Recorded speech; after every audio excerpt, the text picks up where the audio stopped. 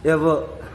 Bismillahirrahmanirrahim. Assalamualaikum warahmatullahi wabarakatuh. Rabbi shrah li sadri wa yassir li amri wahlul 'uqdatam min lisani yafqahu qawli. Amma ba'du. Yang terhormat Ibu Kepala Sekolah SD Negeri 1 Karangmulia dan yang saya hormati seluruh rekan-rekan guru SD Negeri 1 Karangmulia. Puji dan syukur, marilah kita panjatkan kehadirat Allah Subhanahu wa Ta'ala. Berkat rahmat-Nya, berkat karunia-Nya, kita bisa berkumpul di dalam acara penyampaian modul 1.4 ini dalam keadaan sehat walafiat.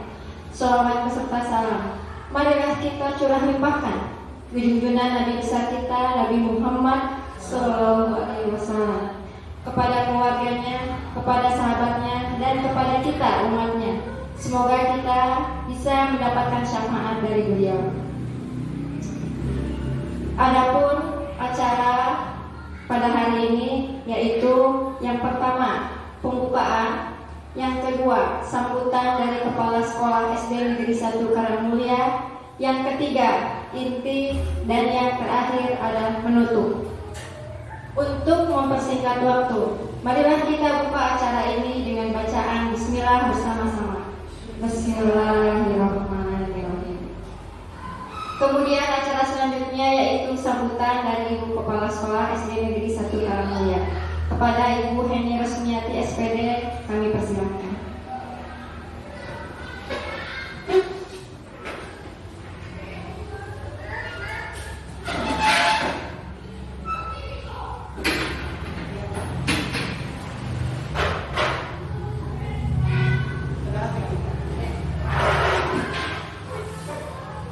Bismillahirrahmanirrahim. Assalamualaikum warahmatullahi wabarakatuh. Innalhamdulillah wassalatu wassalamu ala rasulillah wa ala alihi wa sahbihi wa mawala. Asyhadu an la ilaha illallah wa asyhadu anna Muhammadan abduhu wa rasuluhu ya nabi abad. Puji dan rasa syukur mari kita panjatkan kepada Yang Maha Gopur yang tadi intinya beliau curahkan rahmat taufik dan hidayahnya yang begitu besar, katanya kudrat irodat darinya. Alhamdulillah kita hari ini bisa melaksanakan aksi nyata pada modul 1 pada guru penggerak ini. Mudah-mudahan di tempat yang mulai ini kita dapat makfirah barokah darinya.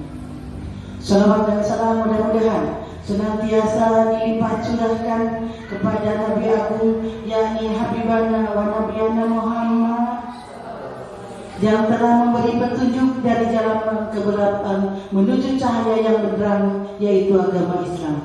Mudah-mudahan kita sebagai umatnya dia mau menjaga kita dapat syafaatul uzma darinya. Bapak guru calon guru penggerak yang insya Allah dirahmati Allah, Bapak Ibu rekan seperjuangan insya Allah yang dimuliakan oleh Allah. Alhamdulillah di hari ini kita bisa melaksanakan tugas di antara pada aksi nyata pada modul 1.4 calon guru penggerak ini. Mudah-mudahan pelaksanaan kita berjalan dengan baik dan lancar. Yang mana di SD kita, SD 1 Karangmulia, mempunyai visi dan misi yang harus kita laksanakan, yaitu terciptanya siswa berprestasi yang berlandaskan iman dan takwa. Juga dari misi SD 1 Karangmulia ini adalah meningkatkan siswa berprestasi, berbudi luhur dan berakhlakul karimah. Yang mana visi ini dan misi ini bisa berjalan kalau ada kerjasama dari yang satu dan yang lain, jelasnya dari Bapak Ibu sekalian. Dan terima kasih kepada calon guru penggerak Angkatan 11 di Kabupaten Pangandaran ini yang akan berjuang melaksanakan, menyelesaikan tugasnya yang insya Allah kedepannya akan berjuang demi kemajuan SD kita ini. Mari kita untuk teman-teman sekalian dukung calon guru penggerak ini, walaupun kita fasilitasi dengan berbagai sarana dan prasarana. Alhamdulillah kalau sampras yang kita miliki itu sudah lengkap. Juga mudah-mudahan dengan kelengkapan sarana prasarana ini proses kegiatan belajar mengajar bisa akan lancar. Dan mari kita saling memotivasi antara guru yang satu sama yang lain, apalagi guru penggerak, yang kita saling kerjasama untuk meraih cita-cita serta kita kerjakan. Kita dorong agar sampai dari tujuan pembelajaran ini. Jadi kita selain itu ya, kita membuat tugas, kita beri semangat, kita semua keras, tidak ada kata tua untuk belajar, tidak ada kata-kata kegagalan. Lakukan kesempatan yang sedang diperjuangkan ini agar kita semua bisa meraih cita-cita dan kita bisa mewujudkan visi dan misi dari SD 1 Karangmulya. Mungkin sekian saja yang saya sampaikan. Mudah-mudahan acara kegiatan ini kita berjalan dengan lancar. Dan mari kita sama-sama dengan ucapkan basmalah. Bismillahirrahmanirrahim. Untuk itu terima kasih dan saya kembalikan lagi kepada pengatur waktu. Wassalamualaikum warahmatullahi wabarakatuh.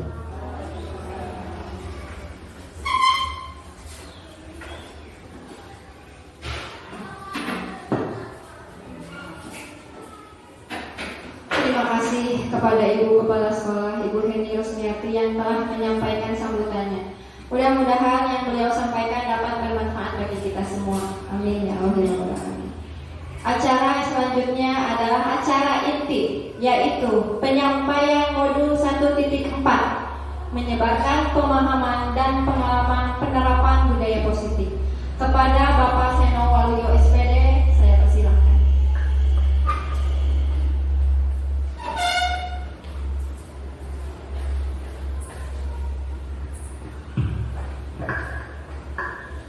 Assalamualaikum warahmatullahi wabarakatuh. Yang saya hormati Ibu Kepala Sekolah SD Negeri 1 Karangmulya, yang saya hormati Bapak Ibu Guru SD Negeri 1 Karangmulya. Alhamdulillah di siang ini kita masih bisa berkumpul bertatap muka dalam keadaan sehat walafiat. Semoga kita dilindungi oleh Allah Subhanahu wa Ta'ala untuk melaksanakan kegiatan ini dari awal sampai akhir. Alhamdulillah untuk guru penggerak, calon guru penggerak angkatan 11, saya sudah memasuki modul 1.4 di mana ada penyampaian untuk penyebaran pemahaman dan pengalaman penerapan budaya positif. Di sini saya selaku calon guru penggerak meminta dukungan dan motivasi dari Ibu Kepala serta dari rekan guru semua supaya dalam kegiatan ini saya dapat berjalan dengan lancar sampai nanti di bulan Desember.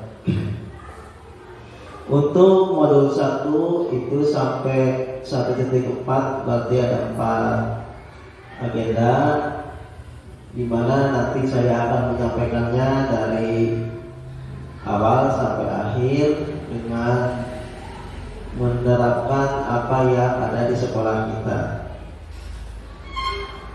Untuk modul ini yaitu kita berpatokan seperti pepatah Ki Hajar Dewantara ya.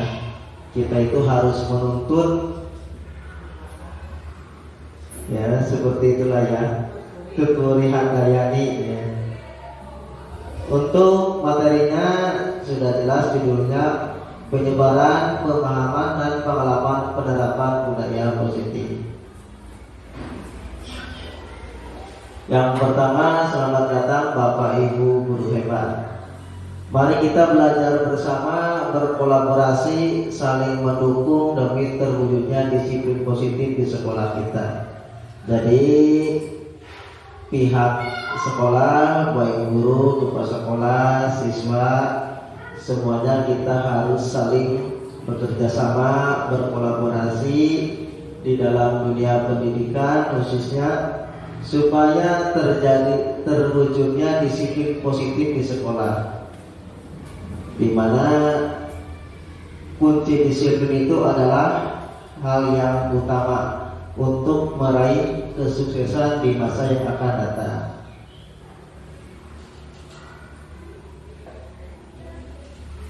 Konsep utama modul budaya positif. Yang pertama, disiplin positif dan nilai-nilai kebijakan universal. Yang nomor 2, teori motivasi, hukuman dan penghargaan restitusi. Yang ketiga, keyakinan kelas. Yang keempat, kebutuhan dasar manusia dan dunia berkualitas. Nomor 5, restitusi, 5 posisi kontrol. Yang keenam, restitusi segitiga restitusi.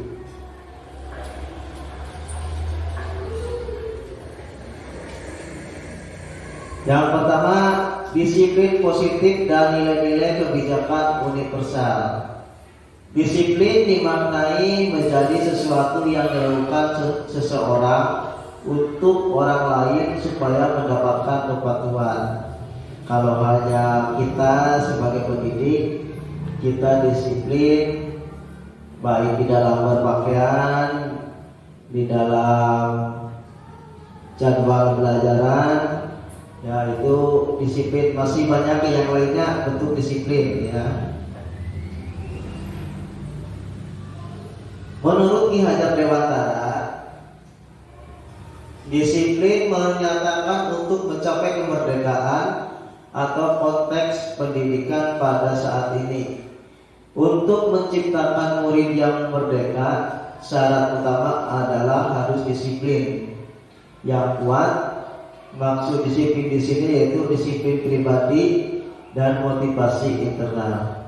Jadi untuk menciptakan siswa yang berkualitas, kita juga harus menanamkan disiplin baik diri kita maupun peserta didik.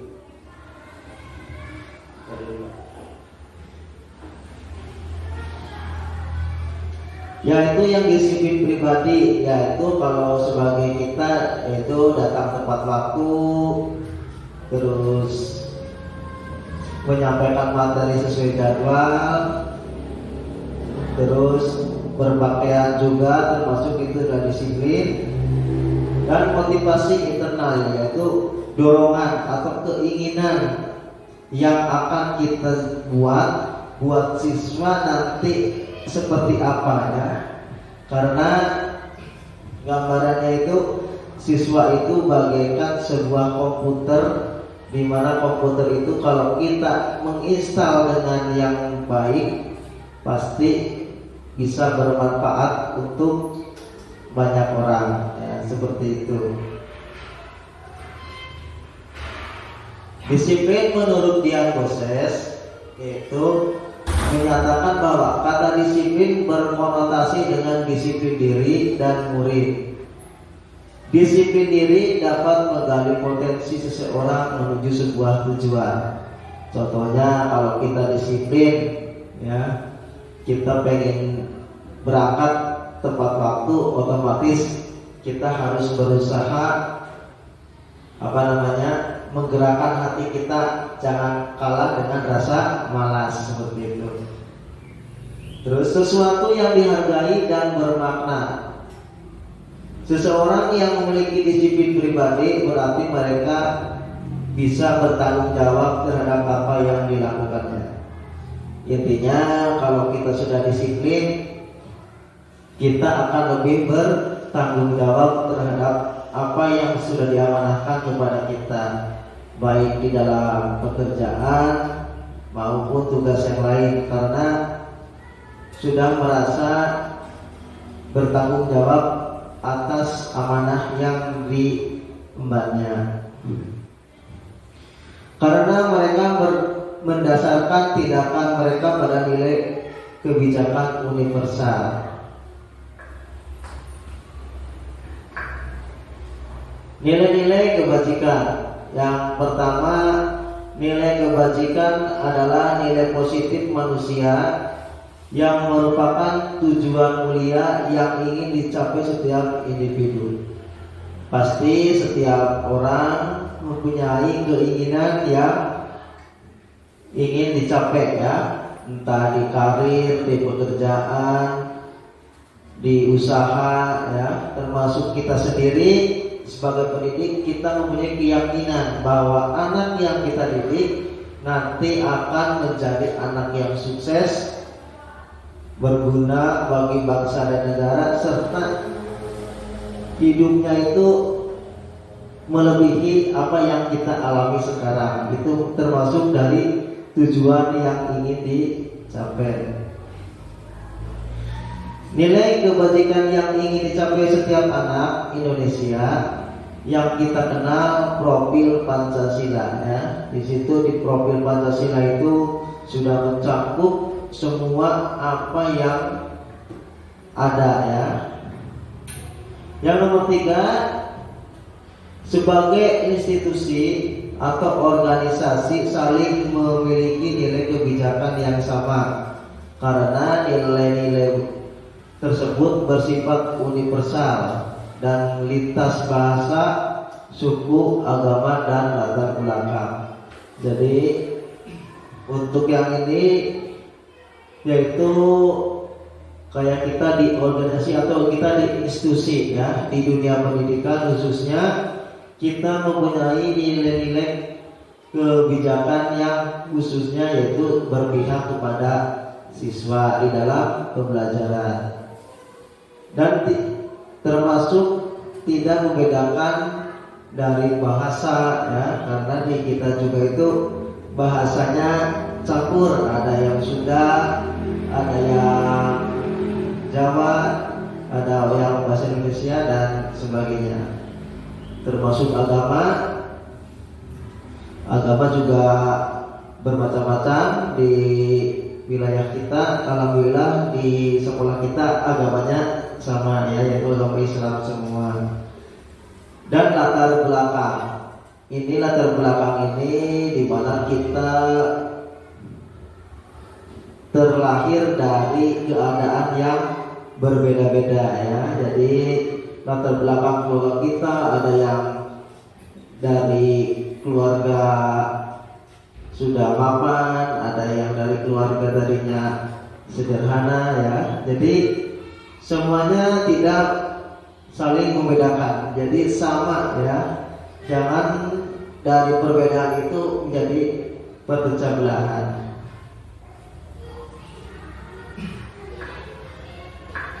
Teori motivasi hukuman dan penghargaan restitusi.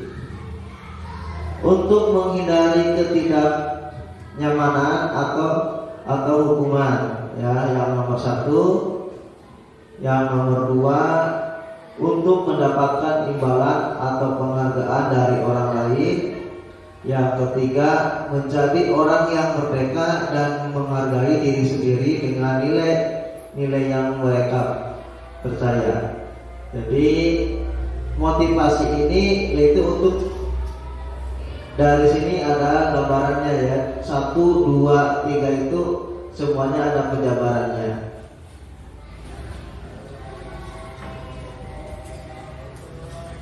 Untuk menghindari ketidaknyamanan atau hukuman, yaitu tingkat terendah dari motivasi manusia. Mereka sedang menghindari permasalahan yang mungkin muncul dan berpengaruh pada mereka secara fisik. Ya, ini untuk kayak yang menghindari hukuman itu adalah mereka menghindari dari sebuah pertanggungjawaban, di mana kayak itu mencari rasa aman, mencari tidak ingin adanya perubahan ya. Kalau kita bisa berani mengambil resiko, otomatis kita menjadi termotivasi, karena semuanya itu ada tantangan dan ada hambatannya. Pada mereka secara fisik, psikologis maupun tidak terpengaruh kebutuhan mereka. Tidak melakukan tindakan tersebut, motivasi ini bersifat internal ya. Karena ini termasuk penghindaran diri sendiri, berarti ini masuknya ke internal atau pribadi ya, dimana diri pribadi ini dia tidak mau mencari resiko yang lebih lagi. Untuk mendapatkan imbalan atau penghargaan dari orang lain, contohnya satu tingkat di atas motivasi, mereka melakukan tindakan untuk mendapatkan pujian dari orang lain. Contohnya, kalau yang ini adalah bisa di dalam perlombaan ya, atau dalam prestasi. Mereka itu berlomba-lomba untuk mendapatkan suatu penghargaan atau pengakuan dari orang lain. Kalau contohnya anak yang berlomba itu dia mendapatkan juara 1, otomatis dia hatinya senang, mendapatkan pengakuan baik dari guru, dari orang tua, serta lingkungan, di mana pengakuannya itu merupakan harga yang paling dia bahagia ya, seperti itu. Nah ini bersifatnya eksternal ya. Jadi ini adalah motivasi yang berasal dari luar, bukan dari diri sendiri. Jadi mereka melakukan untuk mendapatkan pengakuan dari orang sekelilingnya.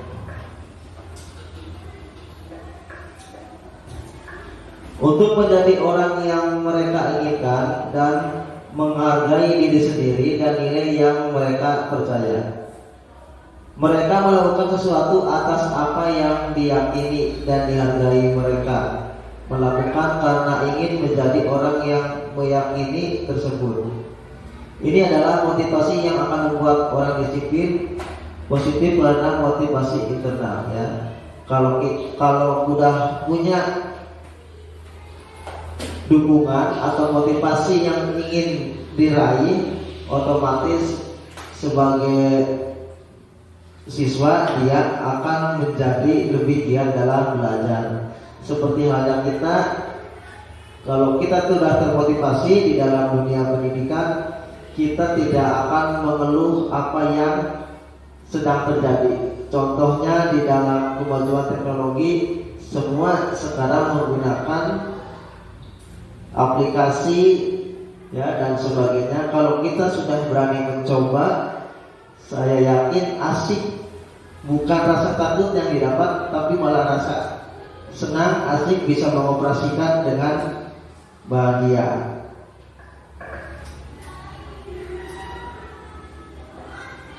Hukuman, konsekuensi dan restitusi. Hukuman bersifat satu arah yang berasal dari pihak guru yang memberikan atau siswa yang menerima suatu hukuman tanpa melalui kesepakatan. Hukuman yang diberikan bisa bersifat fisik atau ucapan yang membuat siswa akan menjadi disiplin. Contohnya kalau kita di kelas, contohnya kelas atas dan kelas rendah, kadang-kadang ada guru yang terbawa suasana ya, siswanya sulit diatur. Kita membuat hukuman tanpa adanya kesepakatan. Contohnya anaknya nggak mau duduk, kita bilang, oke, kamu lari terus, nanti nggak usah ikut pelajaran. Itu termasuk hukuman dalam bentuk ucapan ya. Tanpa kita sadari, kita sudah mengeluarkan bentuk hukuman, tetapi di dalam hal ini kita tidak berdasarkan kesepakatan kelas ya.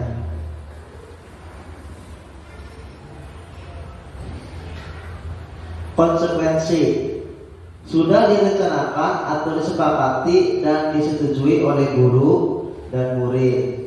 Ini adalah dalam bentuk kesepakatan, ya, di mana sebelum diadakannya pembelajaran, guru dan siswa itu mempunyai kesepakatan di kelas, ya. Contohnya di dalam menjaga kebersihan kelas.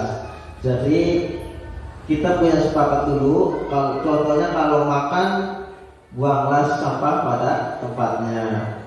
Terus kalau guru, ya, dan siswa datang tepat waktu, itu termasuk kesepakatan kelas antara guru dan murid. Yang dibuat guru atau pihak sekolah dan murid mengetahui konsekuensi yang sudah dibuat jika melanggar. Ya, contohnya ini kalau seperti tadi sudah dibuat, kalau dilanggar kita punya kesepakatan apa sih yang akan kita berikan dari melanggar kesepakatan tadi, kan seperti itu. Contohnya kalau siswa datang terlambat, dia suruh berdiri di depan kelas berdoa dulu, bisa, ya. Tuh. Kalau siswa belajarnya rame terus, siswanya disuruh duduk, bisa, ya. Itu termasuk kesepakatan, ya. Beda dengan penghukuman. Kalau menghukum itu aturan yang dibuat secara pribadi. Kalau kesepakatan itu sudah kita bermusyawarah antara siswa dan guru. Proses yang ketiga adalah restitusi. Proses bagi murid untuk memperbaiki kesalahan mereka sehingga mereka dapat kembali kepada kelompok mereka dengan karakter yang lebih baik. Restitusi merupakan kolaborasi yang dapat menentukan berpikir kritis dan dapat memecahkan masalah. Jadi restitusi di sini yaitu adalah antara guru dan siswa mencari solusi jalan terbaik apa dari masalah yang dihadapi. Ya, contohnya ada siswa yang bertengkar. Dari siswa itu kita jangan menghukum, jangan menghakimi, tapi kita duduk bersama mencari masalahnya apa, mencari solusinya apa.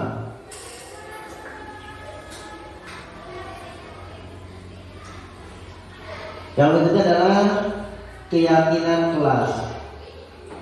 Prosedur yang pertama adalah prosedur keyakinan kelas, yaitu murid di sekolah menceritakan aturan yang akan dibuat. Jadi kalau keyakinan kelas itu seperti kita mempunyai tadi kesepakatan, ya. Nanti dari keyakinan kelas itu kita simpulkan lagi menjadi kesepakatan kelas. Kalau keyakinan kelas itu seperti halnya masih berangan-angan banyak, nanti setelah itu kita rumuskan apa yang menjadi pokok untuk di kelas sebagai aturannya. Yaitu murid menceritakan aturan yang akan dibuat. Jadi guru menanyakan kepada siswa keyakinan kelasnya apa saja, ya. Nanti siswa menyampaikan, guru menulis di papan tulis, ya. Siswanya ada 20 pendapat, oke, kita tampung semua 20 pendapat itu. Setelah dari itu nanti kita sinkronkan ke yang lebih mendetil lagi, ya. Terus yang kedua, mencatat masukan dari setiap siswa di papan tulis, ya. Tadi sudah dibahas, semuanya ditulis di papan tulis, semua masukan dari siswa. Karena ini sifatnya kita musyawarah, semua aspirasi baik dari siswa, dari guru kita tampung semua. Nanti kita cari solusinya. Yang ketiga, susunan kalimat keyakinan kelas, ya. Disusun kalimatnya, ya, dari yang rutut dari atas sampai bawah itu dengan adanya keterkaitan di kelas. Yang hormat, tinjau kembali daftar curah pendapat yang sudah dicatat. Jadi setelah siswa menyampaikan, sudah ditulis, kita meninjau lagi apa sih sekiranya yang paling penting di kelas kita dan apa yang paling bermanfaat jika diterapkan di kelas kita. Terus yang nomor 5, tinjau ulang keyakinan secara bersama-sama. Jadi keyakinan yang sudah kita bikin, kita secara bersama-sama dengan siswa meninjau, melihat. Jadi nanti yang dari 20 itu kita simpulkan menjadi contoh jadi 10. Nanti yang paling penting yang mana. Terus yang terakhir, keyakinan kelas dipasang di tempat yang mudah dibaca dan dilihat. Setelah selesai, setelah sepakat semua antara guru dan siswa, nanti kita dipasang di tempat yang mudah dilihat. Contohnya bisa di ruang kelas dekat pintu atau dekat papan tulis, itu pasti menjadi kelihatan dan siswa tahu ya. Sebenarnya kalau dulu itu ini masuknya ke peraturan kelas ya, peraturan kelas atau tata tertib kelas, tapi sekarang mah menjadi keyakinan kelas. Jadi dengan bahasa pendekatan kepada siswa sehingga siswa itu lebih tahu dan kayak bahasa keilmuan, jadi lebih dekat dengan siswa.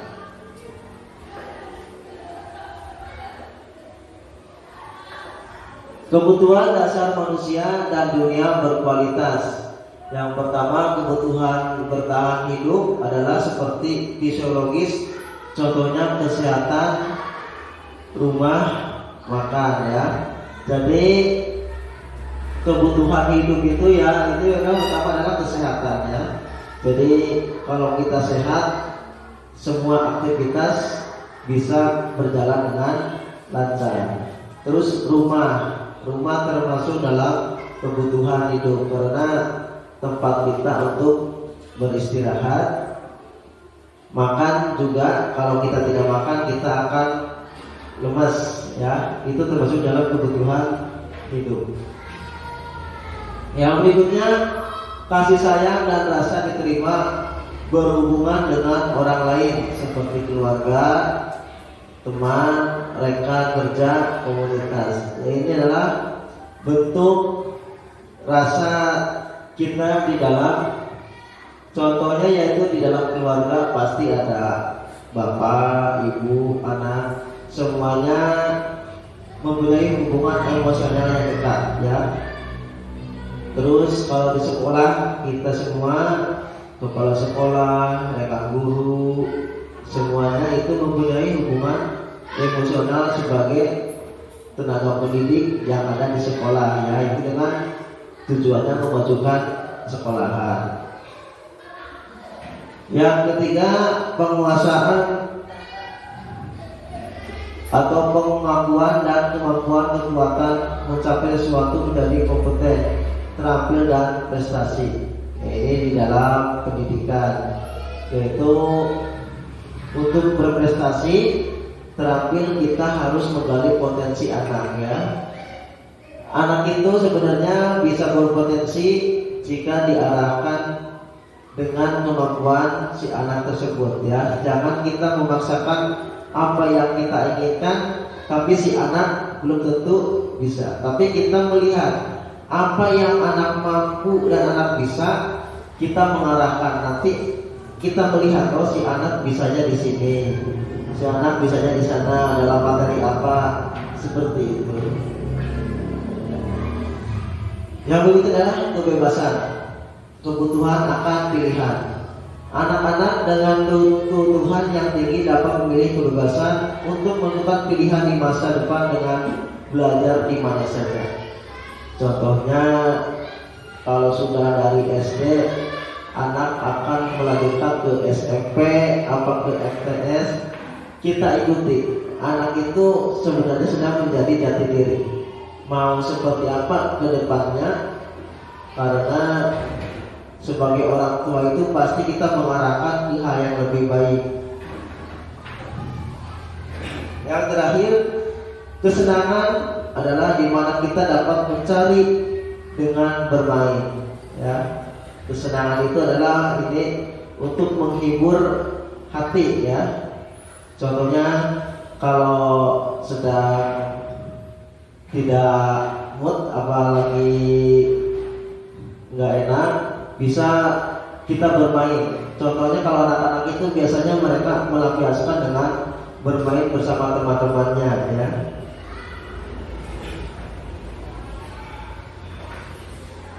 Kebutuhan dasar manusia.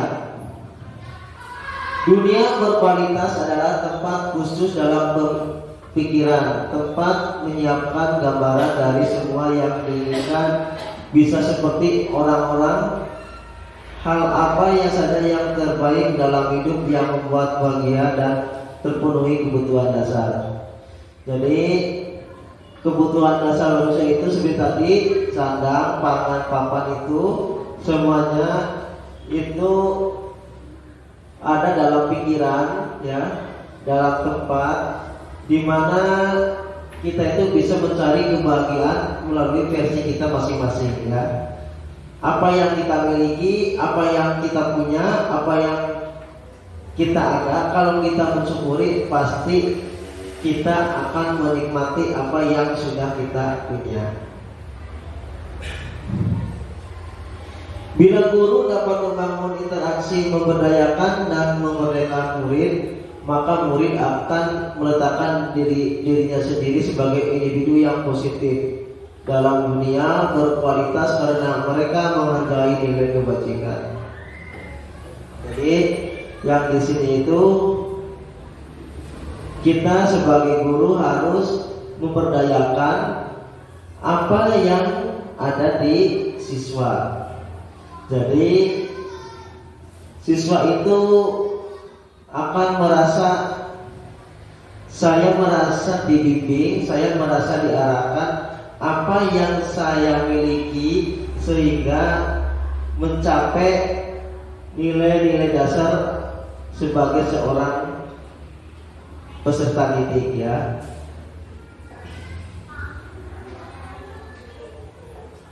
Restitusi 5 posisi kontrol. Program disiplin positif yang berpusat pada murid yang dikembangkan oleh Dians Goses dengan pendekatan restitusi, yaitu ada 5, ya. Yang pertama penghukuman dengan bahasa tubuh, ya, dengan nada tinggi, tangan menunjuk, itu termasuk dalam kata penghukuman. Kalau kita berbicara pada anak dengan nada keras, sebenarnya sudah masuk ke penghukuman. Termasuk bahasa tubuh, ya. Kalau kita pandangan kita ke siswa dengan mata yang tajam, itu sudah termasuk ke penghukuman. Serta menunjuk tangan, ya, ke siswa, itu sudah termasuk kategori penghukuman. Yang kedua, membuat rasa bersalah, bahasa tubuh lemas, nada halus, ya. Di sini yaitu adalah pengakuan, di mana siswa kalau ada yang nakal, ditanya, dia menggunakan bahasanya, ya, seperti itu, bahasanya udah nadanya udah lemas, itu berarti dia udah mengaku sebenarnya. Kalau kita belajar ini, kita tahu, oh dia berarti sudah mengakui apa yang sebenarnya dia lakukan. Terus teman, nada suara lembut, akrab, bercanda. Ini kalau siswa dengan siswa, biasanya dengan nada suara yang akrab serta bercanda, ya. Sama dengan kita juga sebagai pendidik pasti kita bercanda, tertawa, itu menunjukkan teman dan keakraban kita. Yang keempat, pemantau, ya, dengan suara datar atau formal. Ya, ini seperti halnya dengan atasan, ya. Biasanya menggunakan suara datar atau menggunakan bahasa formal, ya. Tidak ada istilahnya bercanda Jadi kita menghargai atasan kita. Yang terakhir, manajer. Nada suara tulus mendekat ke murid. Nah, yang manajer ini yaitu adalah kita berbicara dengan murid ditanya masalahnya apa yang mereka lakukan, kenapa melakukan seperti itu. Kita seperti sedang menginterogasi apa yang murid lakukan.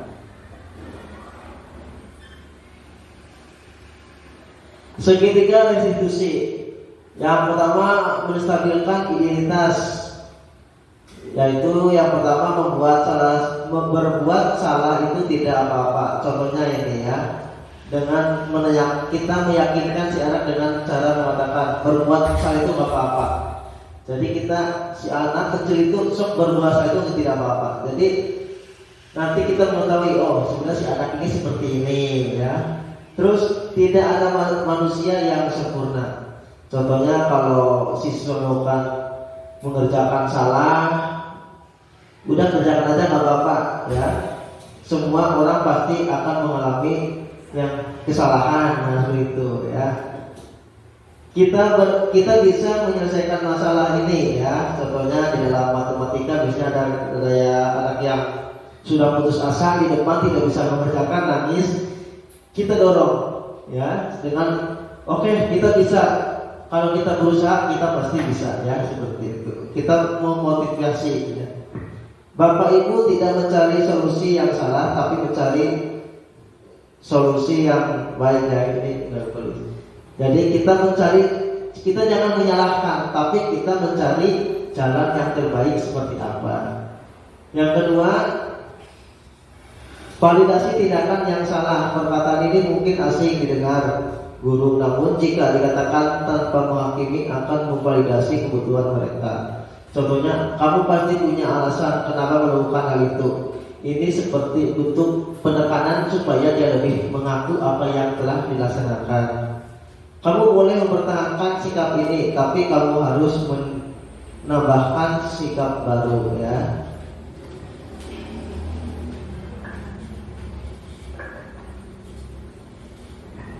Yang ketiga, sisi menanyakan keyakinan. Pertanyaan di bawah ini menghubungkan keyakinan anak dengan keyakinan kelas keluarga. Contohnya, apa yang kita percaya sebagai kelas atau keluarga. Jadi, kalau di sekolah itu, apa sih yang kita percaya di kelas kita? Tentang keyakinan apa sih yang ada di kelas kita? Ya, itu kita menanyakan. Terus, apa bayangan kita tentang kelas ideal? Ya, kita menanyakan kalian itu angan-angan apa yang akan anak itu untuk capai.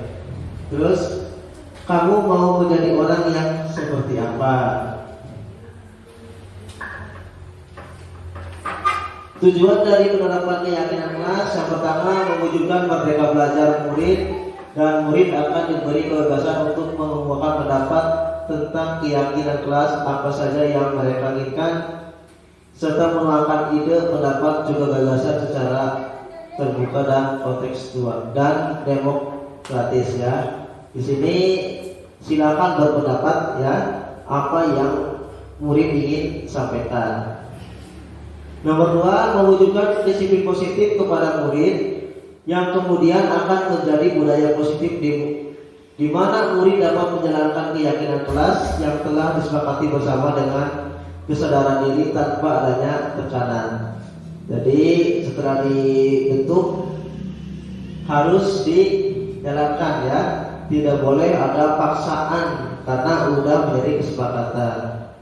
Nomor 3, membentuk karakter yang positif pada murid melewati kebiasaan-kebiasaan positif berperilaku serta keteladanan dari seluruh warga sekolah, guru dan murid. Yang keempat, menumbuhkan adanya semangat belajar kepada murid. Ya, ini sudah termasuk dalam memotivasi juga ya, supaya murid lebih giat dalam belajar. Oke, sekian penyampaian dari saya. Kurang lebihnya saya mohon maaf jika dalam penyampaian ada yang kurang atau yang kurang pas. Sebelum saya tutup, silakan nanti kalau ada yang bertanya kita sharing saja, tukar pendapat apa yang ada di unek-unek kita sampaikan saja secara bersama-sama. Ya Bu. Assalamualaikum warahmatullahi wabarakatuh. Terima kasih kepada Bapak Senior SPD yang telah memaparkan aksi nyata pada modul 14. Dari penjelasan tadi saya sangat tertarik tentang hukuman yang diberikan kepada anak. Yang mana tadi Bapak jelaskan bahwa hukuman itu jangan bersifat fisik atau berkata-kata kotor.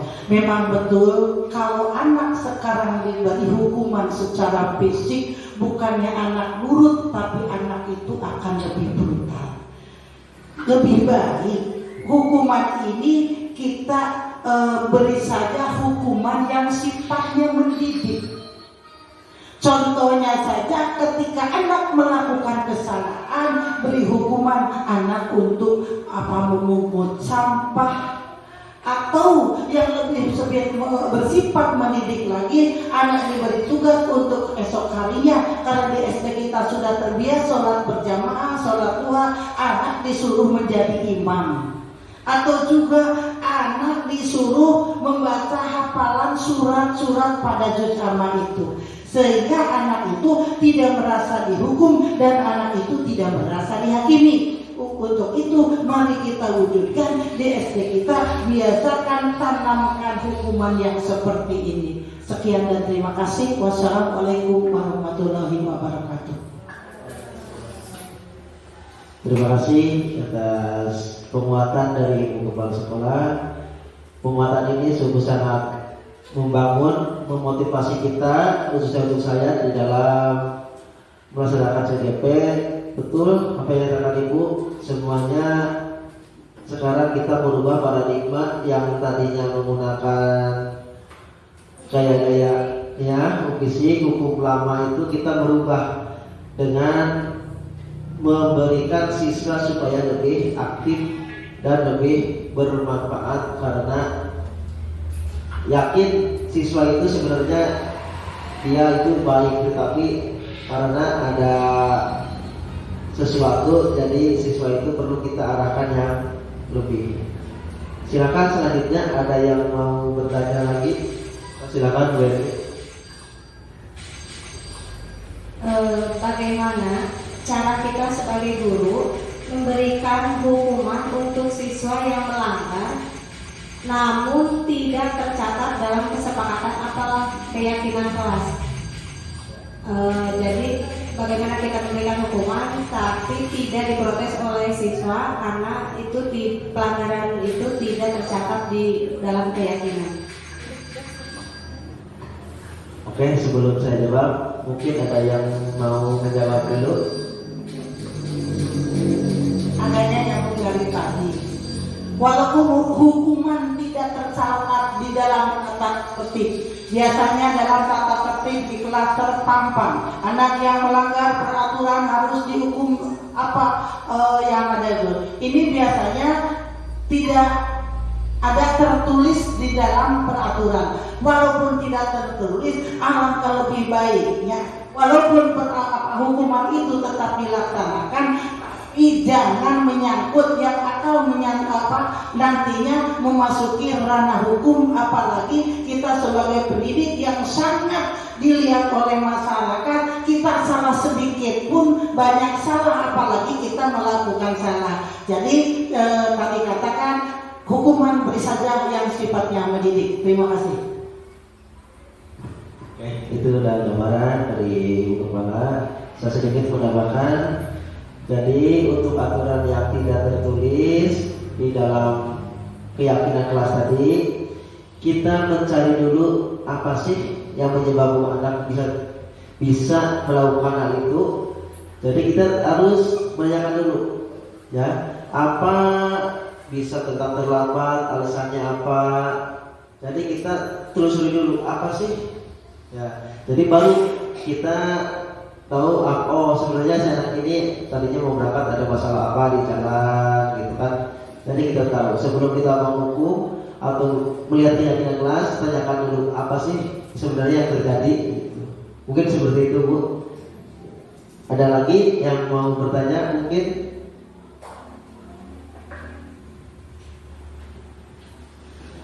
Oke, sudah tidak ada. Saya akhiri untuk materi ini.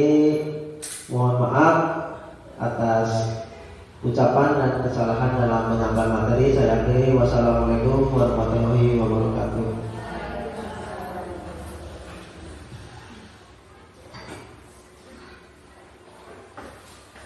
Terima kasih kepada Bapak Seno Waluyo SPD yang telah memaparkan dan menyampaikan modul 1.4.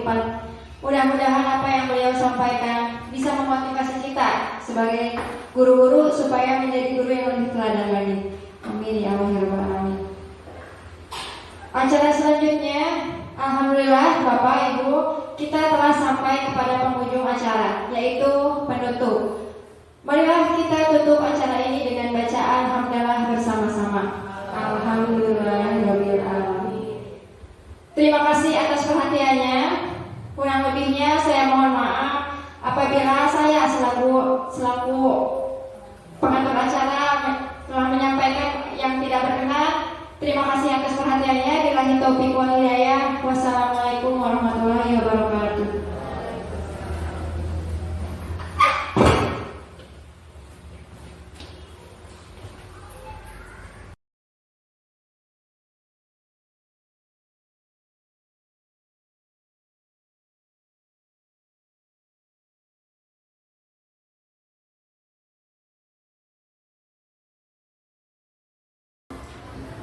Assalamualaikum warahmatullahi wabarakatuh.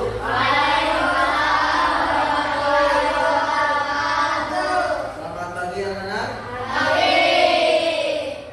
Apa kabar kalian? Oke, untuk pagi ini, untuk kelas kalian kita mempunyai keyakinan kelas. Tapi sebelum keyakinan kelas, Pak Guru mau menanyakan, apa itu keyakinan kelas? Ada yang bisa jawab? Ayo.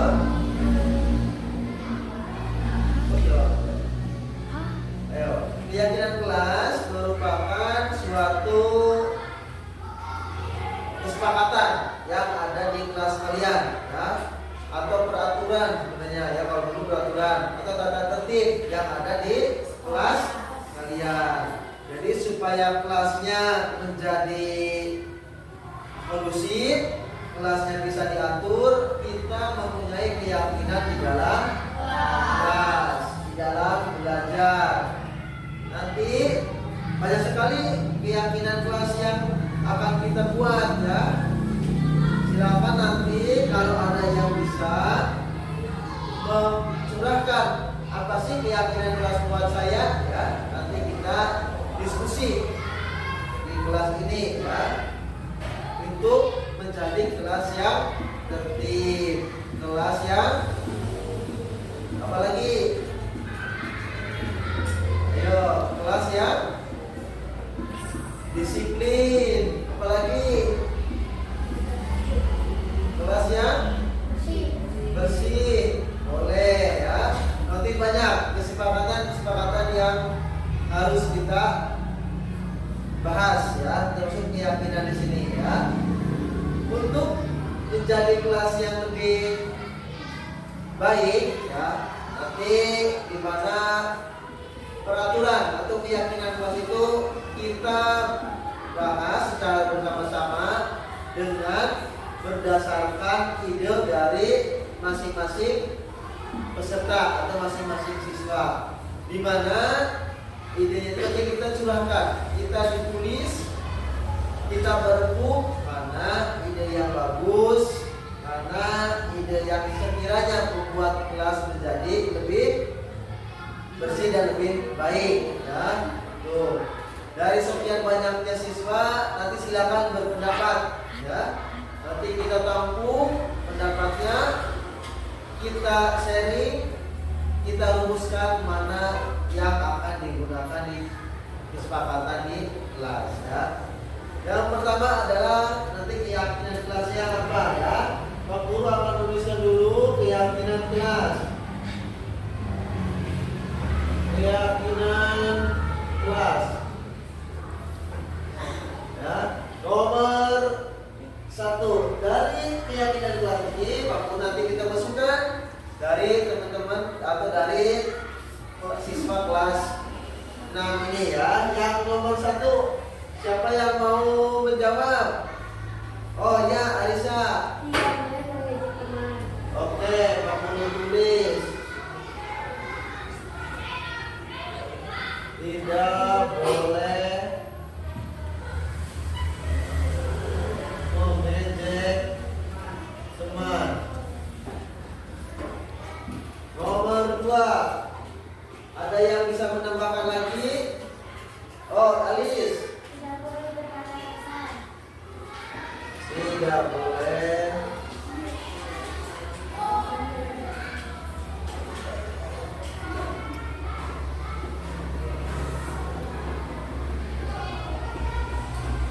Tidak boleh berkata kasar. Nomor 3, Pada siap apa? tidak boleh melepas sepatu kelas. Tidak boleh melepas sepatu di kelas.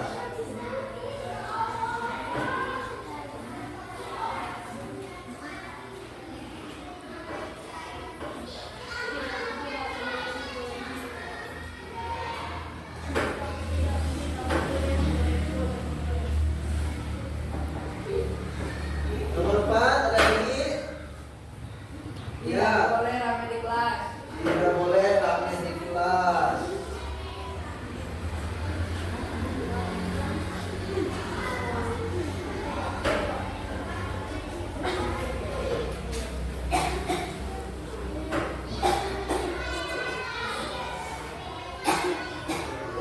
Nomor 5,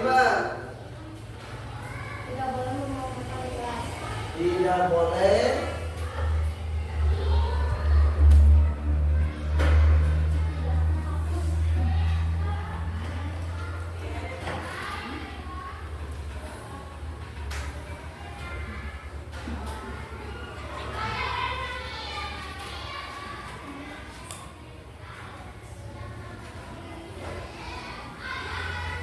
dari 5 keyakinan kelas ini ya, udah banyak. Apa ada lagi yang mau menambahkan? Oh iya, Arif, silakan. Berangkat sekolah. Tidak boleh Berangkat sekolah.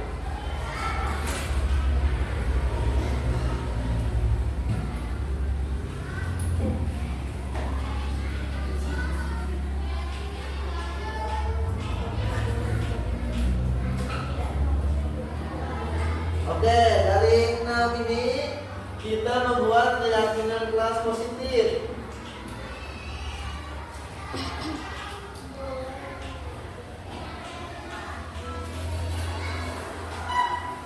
Yang nomor 1, dari tidak boleh mengejek teman, keyakinan kelas positifnya apa? Saling menghargai sesama teman. Oke, saling menghargai.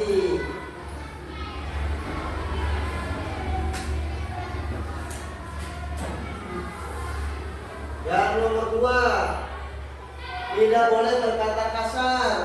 Apa? Berkata sopan.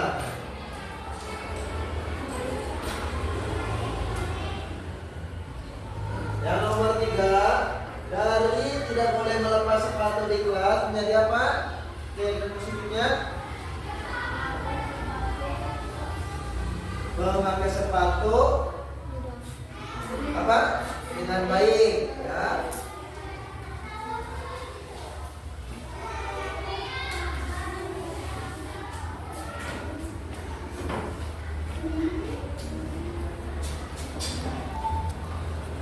Yang nomor 4, tidak boleh ramai di kelas. Apa keyakinan kelas positifnya? tidak boleh belajar dengan tekun. Belajar dengan tekun.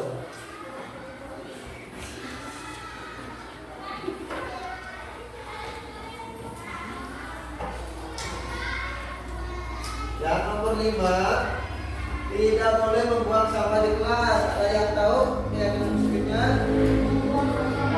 Oke, buang sampah pada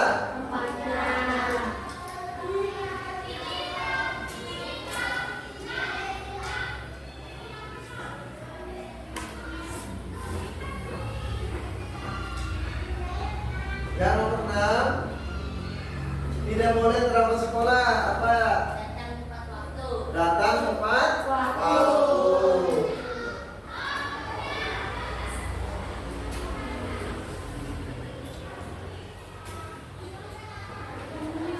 Oke, itu tadi keyakinan kelas yang kalian buat ya. Kalau yang ini adalah keyakinan kelas yang positif. Jadi kita mempunyai keyakinan kelas yang positif itu seperti ini ya. Ada yang mau membacakan di depan? Kira-kira siapa? Oh, Alika, ayo silakan dibaca di depan. Yang sudah ditulis silakan dibaca. Silakan Alika di depan dibaca.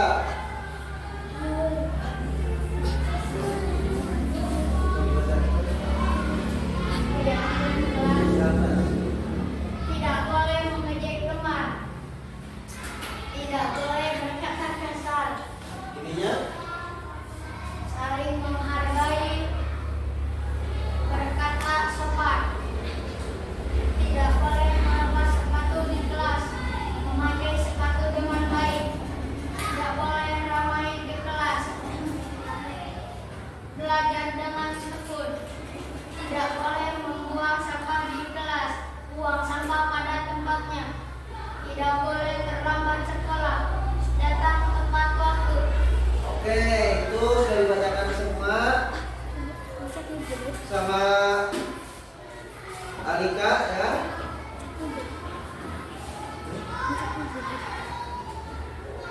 Oke, sudah dibacakan. Itu menjadi keyakinan kelas kalian. Kalian akan mematuhi aturan kelas itu? Akan melaksanakan aturan kelas itu? Mulai sekarang itu sudah terbentuk. Itu menjadi keyakinan kelas kalian ya. Terus itu menjadi kesepakatan ya. Baik, Pak Kurang Kiri, saudara